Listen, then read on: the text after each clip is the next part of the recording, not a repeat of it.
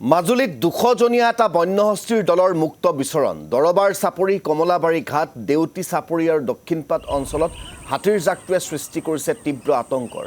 মাজে মধ্যে কেইবাটাও ভাগত বিভক্ত হৈ হাতীৰ জাকটোৱে চলাইছে সন্ত্ৰাস মথাউৰি এলেকাত সমীপৰ গাঁৱৰ হাতীৰ জাকটোৱে প্ৰৱেশ কৰাত সৃষ্টি হয়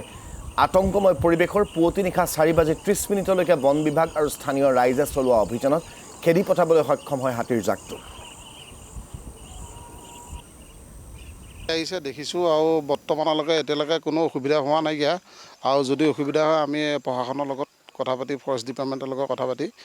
যিকোনো পৰিস্থিতি কিবা এটা নহয় কিবা এটা সমস্যা সমাধান কৰিবৰ কাৰণে ৰাইজেও অকণমান সহায় সহযোগ কৰিব আৰু প্ৰশাসনেও যাতে কালি ৰাতি গাঁৱত সোমাইছে হয় নিশ্চয় হাতীজাকটো আমাৰ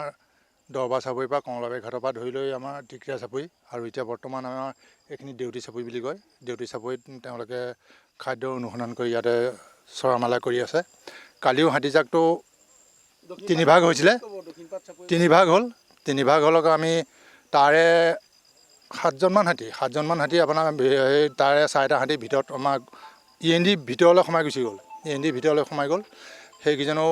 খেদা কোৱাকৈ শালিধানীৰ মাজৰ পৰা খেদা কোৱাকৈ বাহিৰ উলিয়াই নদী পাৰ কৰি দিলোঁ আৰু লগতে আমাৰ এই মানে END বাহিৰত থকা যিখন দাসগাঁও আছিলে তাতো সোমালে 4জন সত্ৰৰ মুখে কৈ দক্ষিণপাট চাপৰি তাতো সোমালে সেইকেইজনকো খেদালোঁ আৰু আমি সেইধৰণে খেদা কোৱা কৰি মেলি গোটেই ৰাতিপুৱা 4:30 বজাত আমি